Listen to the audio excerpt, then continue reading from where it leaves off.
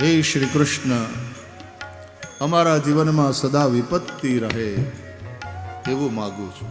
બોલો, આવું કોણ માગે? દુઃખ માગ્યું ભગવાન પાસે. કેમ કે વિપત્તિ ગઈ ને તમારું વિસ્મરણ થયું. અમારે માટે તો વિપદ વિસ્મરણમ વિષ્ણો સંપન્ન નારાયણ સ્મૃતિ. વિપત્તિ આવી અને તમારું સ્મરણ થવા માંડ્યું. દુઃખમાં મને ભગવાનને બહુ ભજે, બહુ યાદ કરે, સુખમાં ભૂલી જાય. સુખ મેં સુમિરન ના કરે, दुख में करे सब कोई, जो सुख में सुमिरन करे तो दुख कहां से हो.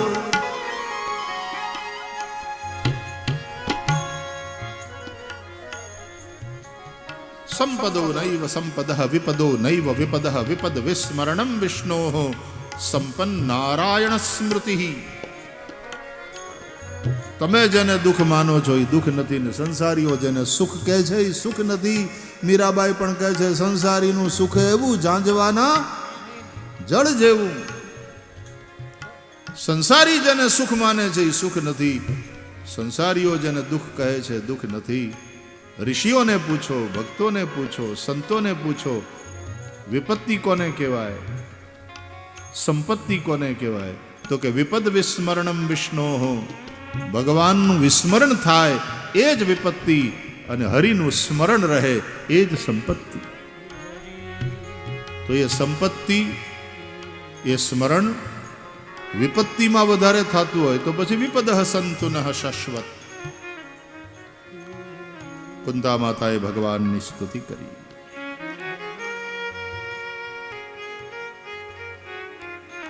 ઉત્તરાયણનો પવિત્ર સમય આવ્યો. કુરુક્ષેત્રના યુદ્ધમાં મેદાનમાં ઘવાયેલા અને બાણની શૈયા ઉપર સૂતેલા પિતામહ ભીષ્મનો શરીર છોડવાનો સમય થયો. અનેક સંત મહાત્માઓ પિતામહ ભીષ્મના અંતિમ દર્શને કુરુક્ષેત્ર પહોંચ્યા. પાંડવો પણ પહોંચ્યા. સ્વયં દ્વારકાધીશ પ્રભુ એ પણ ત્યાં પધાર્યા. અંત સમયે પિતામહ ભીષ્મે ધર્મરાજ યુધિષ્ઠિરને ભગવાન અને ઋષિઓના દેખતા એમની ઉપસ્થિતિમાં ધર્મોપદેશ કર્યો. એ જ સમયે બધા ધર્મનો ઉપદેશ સાંભળ્યા પછી યુધિષ્ઠિર પૂછે છે, કો ધર્મ સર્વધર્માણામ ભવતઃ પરમો મતઃ કિંજપન આ જંતુ પ્રાણી મુચ્યતે જન્મ સંસાર બંધનાત. આ બધા ધર્મમાં કયો ધર્મ સૌથી શ્રેષ્ઠ? અને ત્યારે પિતામહ ભીષ્મ ત્યાં ભગવાન દ્વારકાધીશની ઉપસ્થિતિમાં, ઋષિમુનિઓની ઉપસ્થિતિમાં એ સમયે સર્વધર્માણામ ધર્મોધિકતમો મતઃ યદ ભક્ત્યા પુંડરીકાક્ષમ સ્તવૈરર્ચેન નરસ સદા. આવું કહી કે બધા ધર્મમાં હે યુધિષ્ઠિર, મારી દૃષ્ટિએ તો એ જ ધર્મ ઉત્તમ છે કે ભગવાનના ગુણનામ અને લીલાઓનું સંકીર્તન કરે. ભગવાનના નામનું સંકીર્તન, ભગવાનના નામનું સ્મરણ, ભગવાનના નામના જપ. સ્તવૈરર્ચેન નરસ સદા. ભગવાનની પૂજા, ભગવાનનું સ્તવન, સ્તુતિ, ભગવાનનું નામ સ્મરણ એ જ સાર છે. આમ કહીને પછી પિતામહ ભીષ્મ ભગવાનના 1000 નામનો ઉપદેશ કરે છે. વિષ્ણુ સહસ્રનામ સ્તોત્ર જેને આપણે કહીએ છીએ, મહાભારત અંતર્ગત જ છે.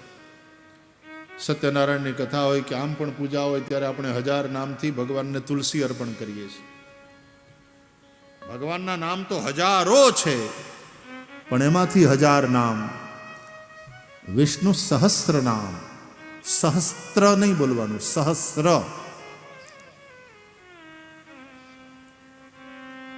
હમણાં અમે શાંતિપનીમાં એ 1000 નામોનો સ્વાધ્યાય કરીએ છીએ.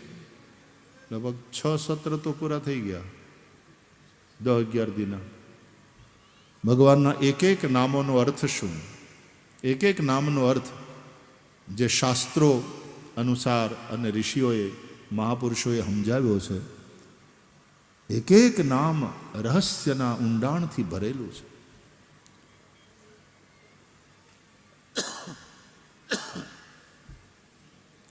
યાની નામાની ગૌણાની વિખ્યાતાની મહાત્મનઃ ઋષિભિઃ પરિગીતાની તાની વક્ષ્યામિ ભૂતયે. ઓમ વિષ્ણુર્વિષ્ણુર્વષટ્કારો વિશ્વં વિષ્ણુર્વષટ્કારો ભૂત ભવ્ય ભવત પ્રભુઃ ભૂતકૃત ભૂતભૃદ્ભાવો ભૂતાત્મા ભૂતભાવનઃ ભૂતાત્મા પરમાત્મા ચ મુક્તાનાં પરમાગતિઃ અવ્યયઃ પુરુષः સાક્ષી. ઘણા વૈષ્ણવો રોજ વિષ્ણુ સહસ્ત્ર નામનો પાઠ કરે છે. 1000 નામ ભગવાનના,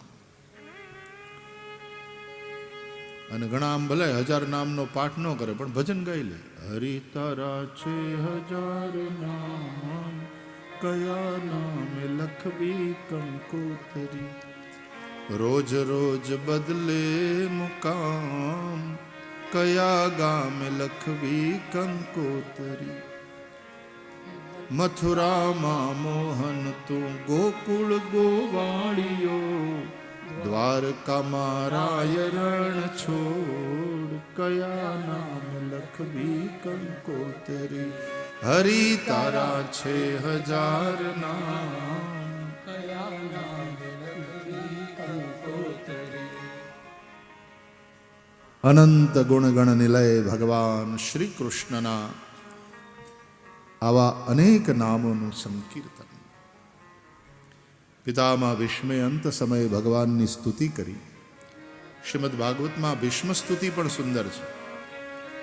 ઇતિમતિરૂપકલ્પિતા વિતૃષ્ણા, ભગવતી સાત્વત પુંગવે વિભૂમિ. સ્વસુખમુપગતે ક્વચિદ વિહર્તું, પ્રકૃતિ મુખે યુષિયદ્ભવ પ્રવાહ.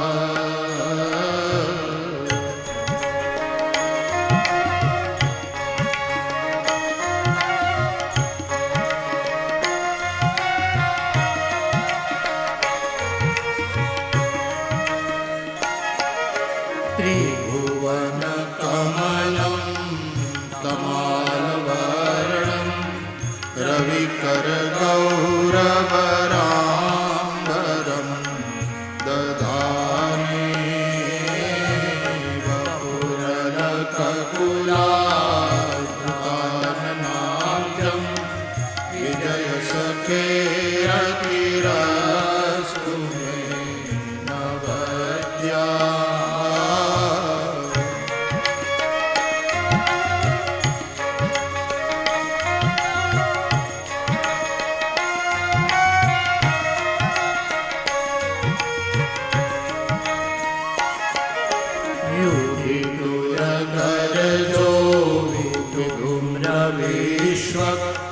કચલુલિતશ્રમવાર્યલં કૃતાસ્યે, મમ નિશિતશરૈર્વિધીયમાના, ત્વચિ વિલસત કવચેસ્તુ કૃષ્ણ આત્મા.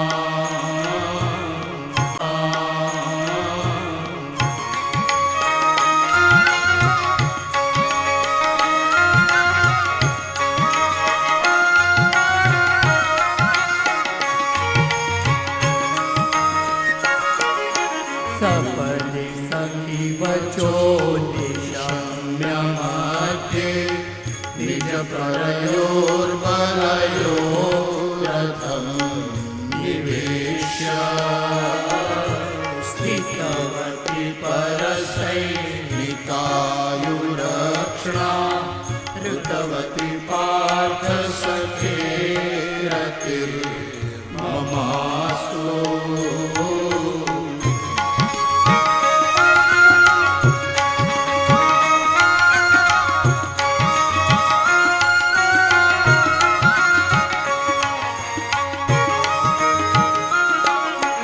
व्यवहित पुतनामुखं निरीक्ष्य स्वजनवधाभिमुखस्य दोषबुद्ध्या कुमतिमहरक्तात्मविद्ययाय चरणरति परमास्य तस्य मेस्तु।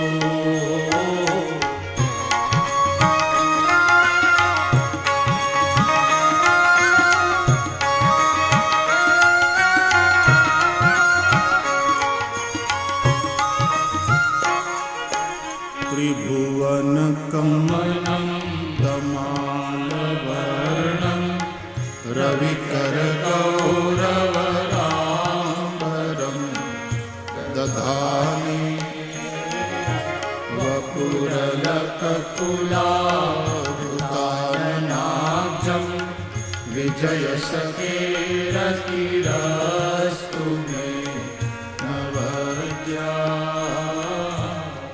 विजय सखेरतिरस्तु मे नवद्या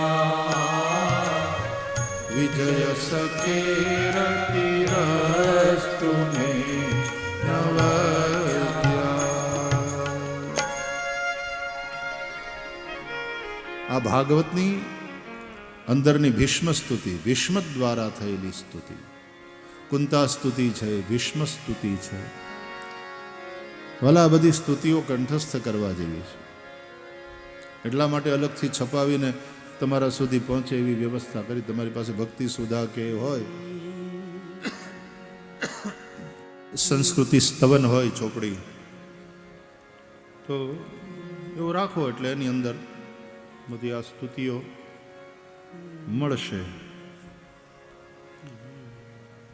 મન હોય તો માળવે જવાશે, આ બધી સ્તુતિ ગવાશે.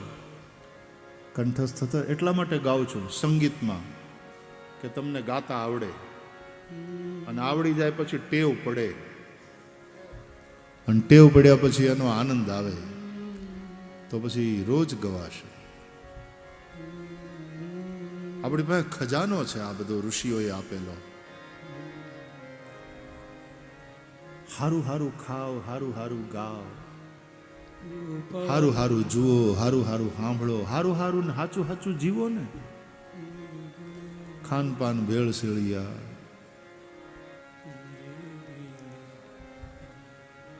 કાનથી એવું એવું સાંભળે કે મન બગડે, આંખથી એવું જોવે કે મન બગડે. પાપ અને પુણ્ય એ બંને નેત્ર અને શ્રોત્રથી જ ભીતર પ્રવેશ કરે છે.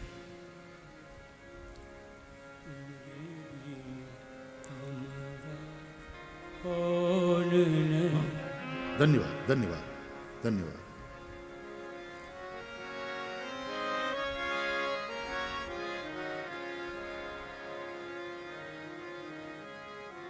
તો મનને પવિત્ર રાખવા માટે કલ્યાણ થાય એવું સાંભળો, કલ્યાણ થાય એવું જુઓ. એના માટેની જ વ્યવસ્થા સમયે સમયે થતી રહે છે. કથાઓના આયોજન થતા રહે છે. મંદિરોમાં, આશ્રમોમાં સત્સંગ. વિજ્ઞાન અને ટેકનોલોજીનો આ જમાનો છે, તો એના ઉપર પણ કથાઓ, પ્રવચનો સાંભળવા, સંસ્કૃત શીખવું હોય તો એ શીખવા માટે, ઉપનિષદોના વિશે ક્લાસીસ જોતા હોય તો એ બધું ઓનલાઈન છે. શીખવું હોય તો નકરી આ કચરા જ જોવા હોય ને, રીલું જ જોવી હોય, રીલું અને એમાં ટાઈમ પાસ કરતા કરતા રાતના 1:30 ક્યાં થઈ જાય. હુતા નથી છોકરાઓ, સ્લીપ ડિપ્રાઇવ્ડ છે. આમ કોઈની પાસે ટાઈમ નથી, પણ મોબાઈલમાંથી બહાર નીકળે તો દુનિયામાં જોવા જેવું ઘણું બધું છે. હમણાં એક રિસર્ચ થયું છે, પછી એ જોવામાં અને ઈવડું સાંભળવામાં જ કાન રોકાયેલા હશે. ભવિષ્યની પેઢીને નહીં સાંભળતા, નહીં બોલતા આવડે, નહીં વાંચતા આવડે, અને બોલતા નહીં આવડે એટલે પ્રત્યક્ષ કોઈની સાથેનો સંવાદ કરવાની વાત જ ભૂલાઈ જાય. એક મૂંગી જમાત ઊભી થવાની છે. જેને નહીં વાંચતા આવડતું હોય, નહીં લખતા આવડતું હોય, નહીં બોલતા આવડતું હોય, એ બસ એમ ને એમ રીલું જોઈને જિંદગી પૂરી કરશે. રૂમમાંથી બહાર ના નીકળે અને બોલાવ્યા ન થાય.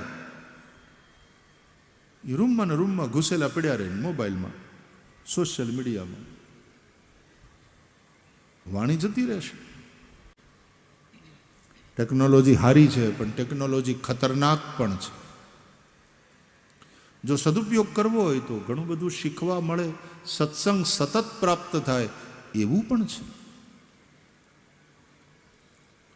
એટલે પછી અટાણ તો રીલ બનાવવાનો ધંધો એવો પૂર બારમાં ખીલ્યો છે.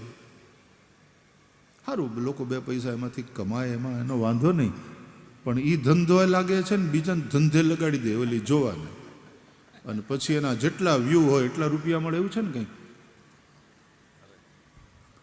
આનંદ કરો એનો વાંધો નથી, પણ અનકન્ટ્રોલેબલ થઈ જાય તમારી એ ટેવ, ગુલામ ત્યારે થઈ જાઓ છો. બહુ સરસ સરસ સ્તુતિઓ છે.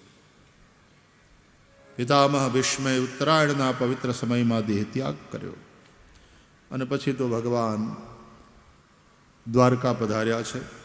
અહીંયા માતા ઉત્તરાના ગર્ભથી પરીક્ષિત મહારાજનો જન્મ થયો.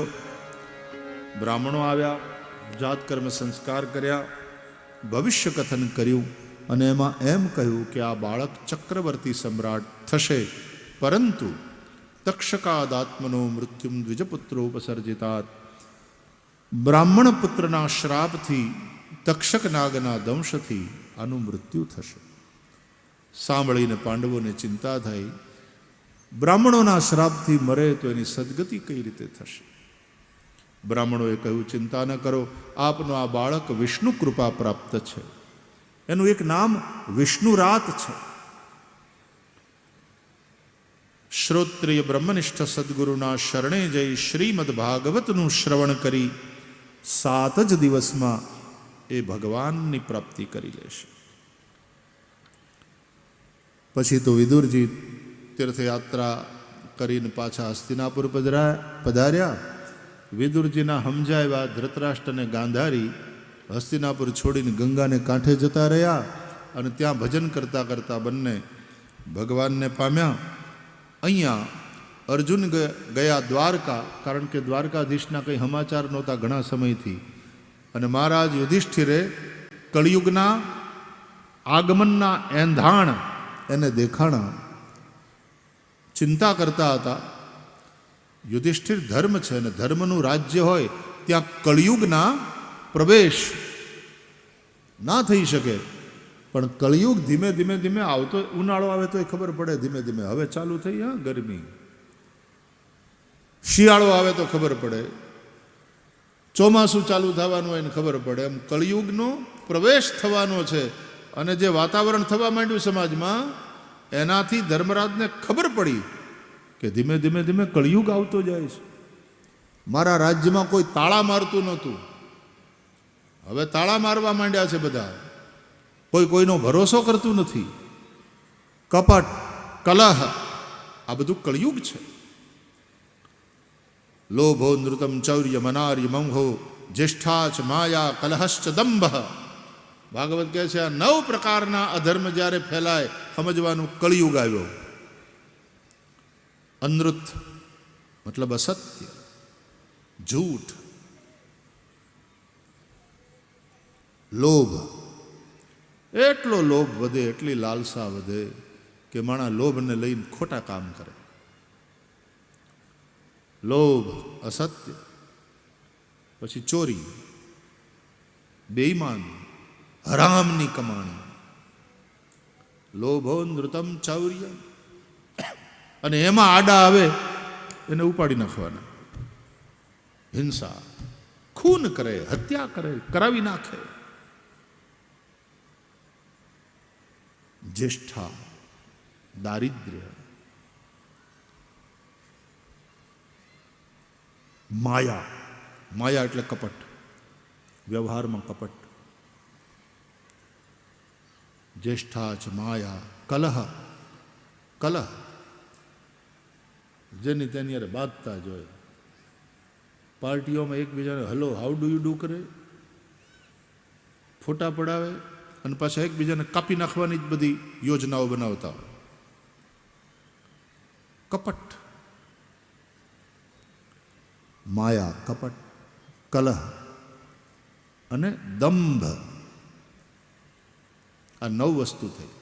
દંભ, માણસ બોલે કાંઈક, કરે કાંઈક, હોય એવા દેખાય નહીં, પોતાની જાતને છુપાવે, જાતને મિત્ર બનીને બતાડે, કામ દુશ્મન ના કરે.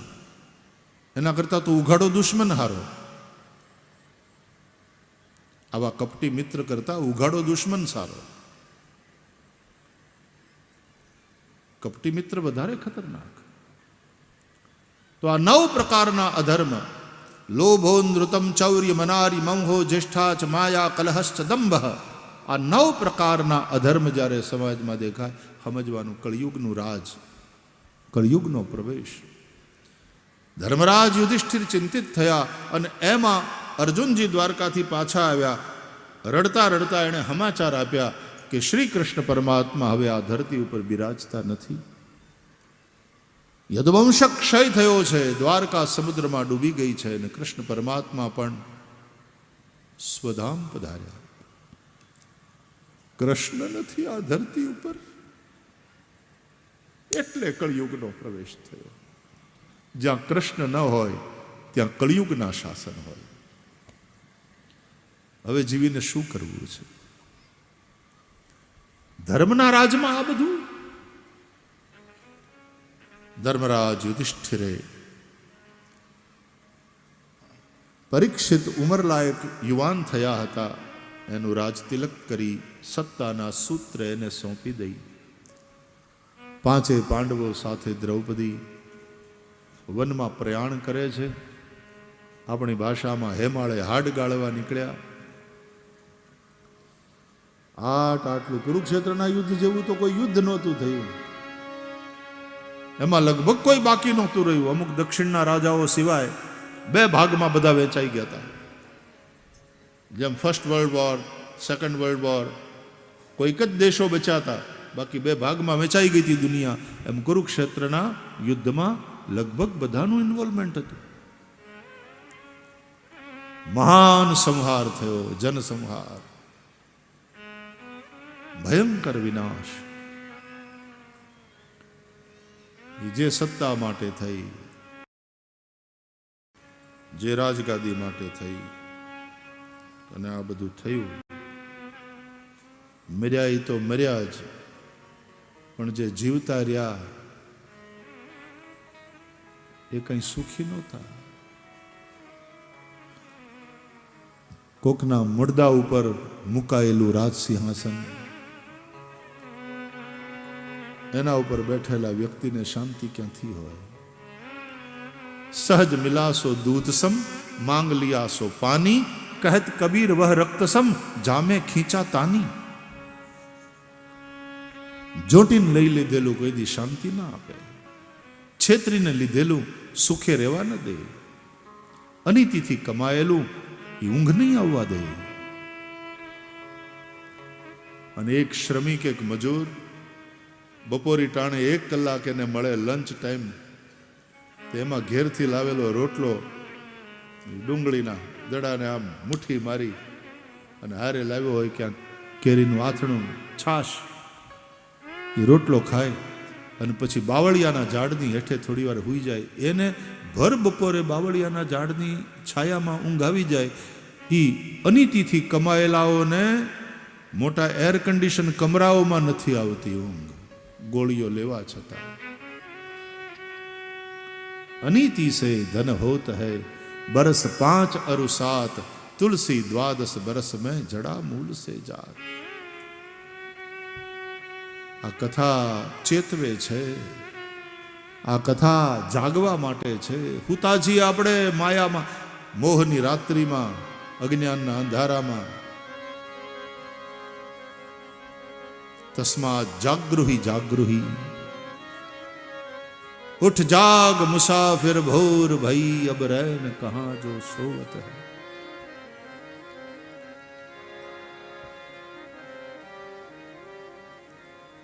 અંતે દુઃખી થઈ બધું છોડીને પાંડવોએ હેમાળે હાડ ગાળવા જવું પડ્યું.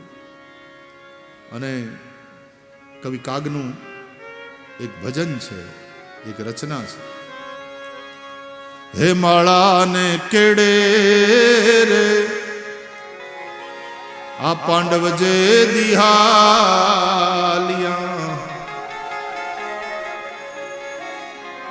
દિઠેલ વેણે સુંદરી સોહાગણ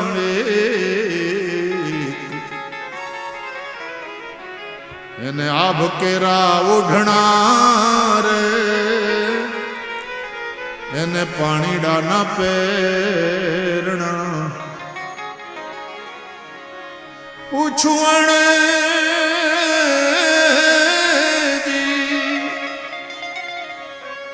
પૂછું એને વાણી મારે રાખીને વિવેક પૂછું એને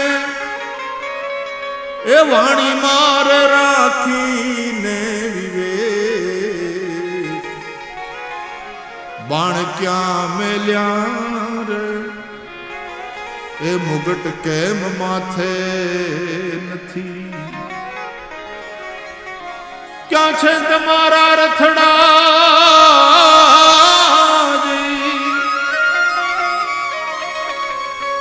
ક્યાં છે તમારા એ રથડા ઈ ભારત જીતણહાર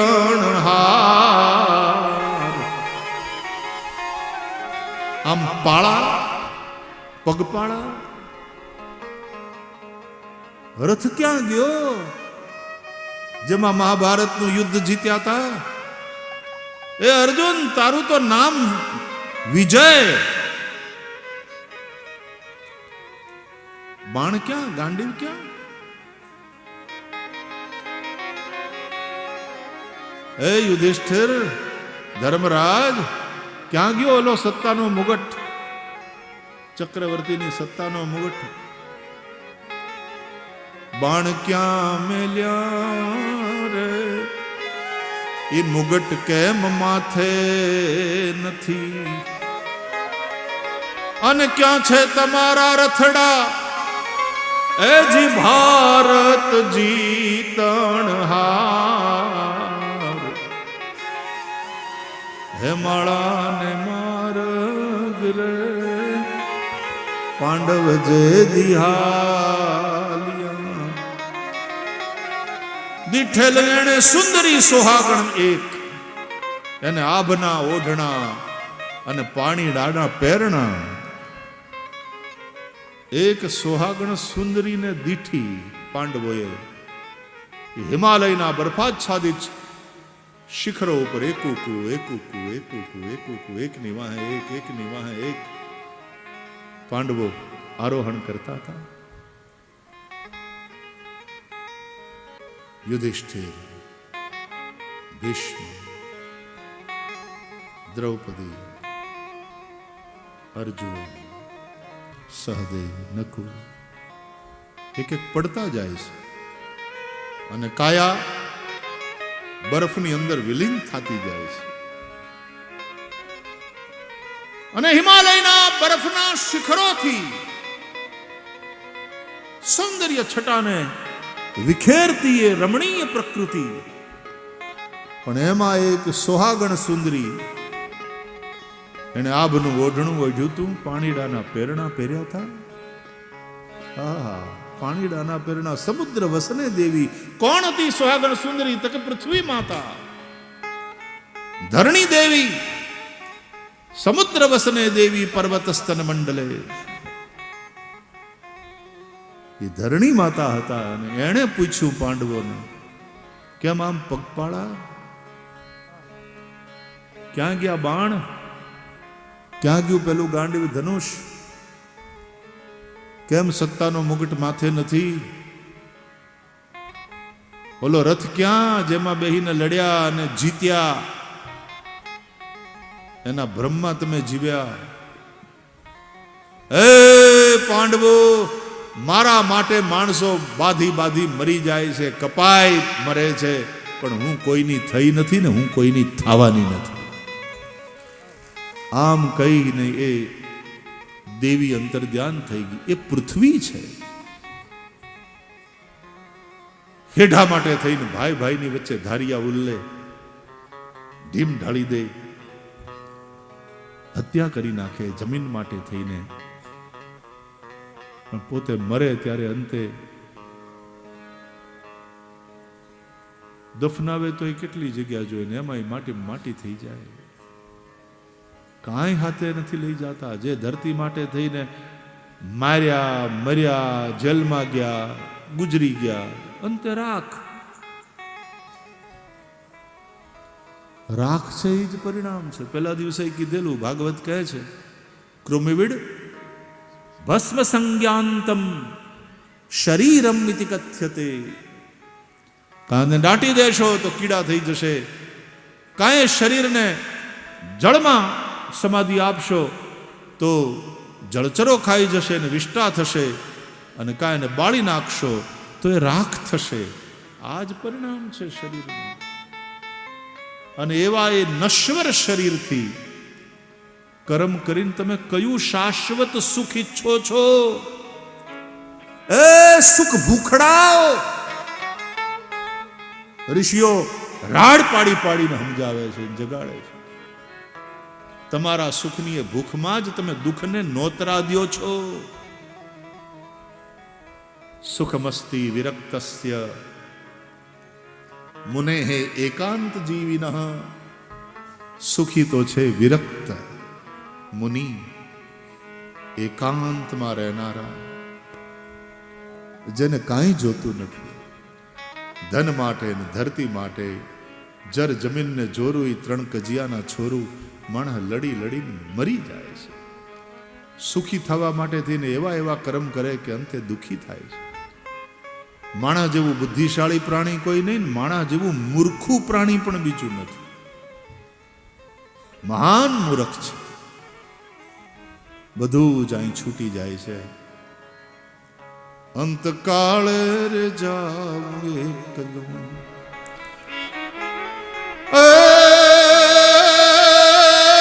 સંસાર ધુમાડાના એ બાચકા સાથે આવે નહીં કોઈ, સાથે આવે નહીં કાંઈ. અંત ચાળે રે જાઉં, સાથે પુણ્ય અને પાપ હેતે હરિ રસ પીજીએ. કરેલા પુણ્ય ને કરેલા પાપ કર્મ સાથે આવે છે. કર્માનુગો ગચ્છતિ જીવ એકઃ. બીજું કાંઈ સાથે નથી આવતું. પણ માયામાં લપેટાયેલો માણસ આ સમજતો નથી. ધન માટે, જમીન માટે, સ્ત્રીમાં આસક્ત થઈને એવા ખોટા ખોટા કામ કરી બેસે છે.